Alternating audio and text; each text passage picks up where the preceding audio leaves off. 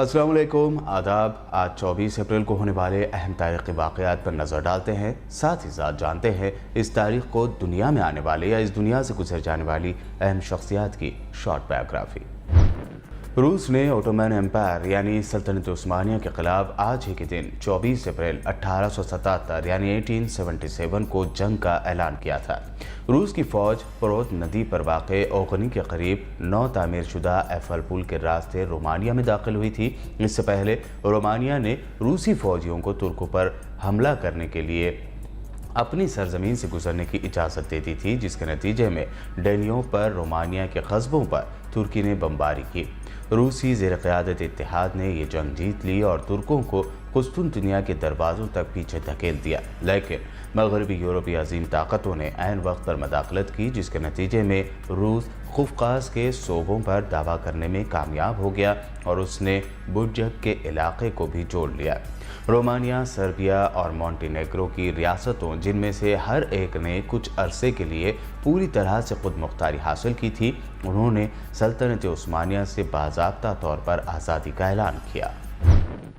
British management ने 24 अप्रैल 1954 यानी 1954 को माओ माओ मुहिम के खिलाफ सख्त कार्रवाई करने के अहकाम दिए थे। साबिक अफ्रीकी कॉलोनीज़ में रह रहे गोरे लोगों के खिलाफ गोरिल्ला मुहिम चलाई गई थी, जिसका नाम माओ माओ दिया गया था। माओ माओ मुहिम की वजह से वहाँ कानून व इंतज़ामिया की सूरत हाल बिगड़ गई थी। इस पर काबू पाने के लिए सिक्योरिटी फोर्स ने माओ माओ के 10,000 से ज़्यादा लोगों को घेरे में ले लिया था। इन लोगों को हुक्म दिया गया था कि जो भी हथियार का इस्तेमाल करते हुए नजर आए उसे फौरी गोली मार दी जाएगी। 24 अप्रैल 1967 यानी 1967 के दिन सोवियत यूनियन ने यह ऐलान किया था कि उसकी सबसे नई खलाए मुहिम नाकाम हो गई है। सोवियत यूनियन का यह भी कहना था कि इसका सोयूज़ 1 स्पेसक्राफ्ट हादसे का शिकार हो गया है और इस हादसे में एक एस्ट्रोनॉट की मौत भी हो गई है। 40 साल के कर्नल व्लादिमीर कोमराव पहले एस्ट्रोनॉट थे जो इस हादसे में मारे गए। वो बहुत ही तजुर्बेकार थे और अपने दूसरे खलाई सफ़र पर थे।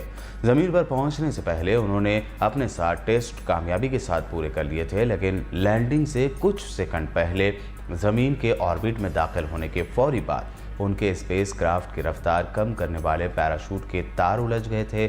खलाई जहाज़ यानी स्पेस शटल तक लगभग 4 मील की ऊंचाई से ज़मीन पर वो गिर गया और समझा जाता है कि कर्नल व्लादिमीर कोमराव की फौरी मौत हो गई थी। भारत ही नहीं, दुनिया भर में लोग जिन्हें क्रिकेट का भगवान मानते हैं, उनके साथी खिलाड़ी उन्हें सरजी कहकर पुकारते हैं और जब ग्राउंड पर सचिन का बैट चलता है तो चारों जानिब से एक ही आवाज़ आती है, सचिन सचिन। 24 अप्रैल साल 1973 में सचिन रमेश तेंदुलकर मुंबई में पैदा हुए। सचिन का नाम उनके वालिद ने अपने favourite music director Sachin Dev Burman के नाम पर रखा, लेकिन सचिन ने फिल्म की दुनिया से अलग खेल की दुनिया में अपनी पहचान बनाई।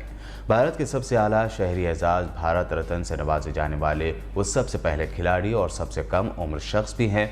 सन 2008 में वो पद्म विभूषण से भी सरफराज किए जा चुके हैं। इसके अलावा उन्हें राजीव गांधी खेल रत्न अवार्ड भी दिया जा चुका है। सन 1989 में इंटरनेशनल क्रिकेट में अपने दाखिले के बाद उन्होंने बल्लेबाजी यानी बैटिंग में कई रिकॉर्ड कायम किए। उन्होंने टेस्ट और एक रोज़ा क्रिकेट दोनों में सबसे ज़्यादा सेंचुरी बनाई है। वो टेस्ट क्रिकेट में सबसे ज़्यादा रन बनाने वाले बल्लेबाज भी है। इसके साथ ही टेस्ट क्रिकेट में 14,000 से ज़्यादा रन बनाने वाले वो दुनिया के अकेले खिलाड़ी है। वनडे मैचेस में भी उन्होंने सबसे ज़्यादा रन बनाने का एजाज़ हासिल किया। उन्होंने अपना पहला first class cricket match Mumbai के लिए खेला। उन्होंने इंटरनेशनल क्रिकेट में अपने करियर का आगाज़ 1989 में पाकिस्तान के खिलाफ कराची से किया। क्रिकेट के अलावा वो अपने ही नाम के एक कामयाब रेस्टोरेंट के मालिक भी हैं। सन 2012 में उन्हें राज्यसभा के रुकन के तौर पर नामजद किया गया था। 23 दिसंबर साल 2012 को सचिन ने वनडे क्रिकेट से रिटायरमेंट लेने का ऐलान किया, लेकिन इससे भी बड़ा दिन तब आया जब उन्होंने 16 नवंबर साल 2013 को अपना आखिरी टेस्ट खेलकर रिटायरमेंट का ऐलान कर दिया। साल 2021 में काफ़ी अरसे के बाद लोगों ने सचिन को रोड सेफ्टी लीग में बैटिंग करते हुए देखा, जहां वो फिर एक मरतबा वही जोश में खेलते नजर आए।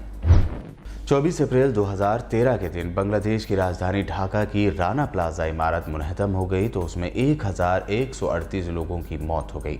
इस बिल्डिंग में करीब 5000 लोग काम कर रहे थे। 2000 के करीब लोग जख्मी भी हुए थे। बांग्लादेश की कपड़ा फैक्ट्रियों में एक के बाद एक हादसे हो रहे थे और राना प्लाजा के साथ ही सारी दुनिया का ध्यान इन पर खींचा चला गया, क्योंकि बांग्लादेश की जिन फैक्ट्रीज में आग लगने की या इमारत मुनहदम होने के हादसात हो रहे थे, वहाँ बुरे हालात में काम करने वाले मजदूर गैर मुल्की कंपनियों के लिए कपड़े बनाते हैं। ये वीडियो आपको कैसा लगा कमेंट करके ज़रूर बताइए और हमारे चैनल को सब्सक्राइब और शेयर भी ज़रूर करें। देखते रहिए BPL चैनल।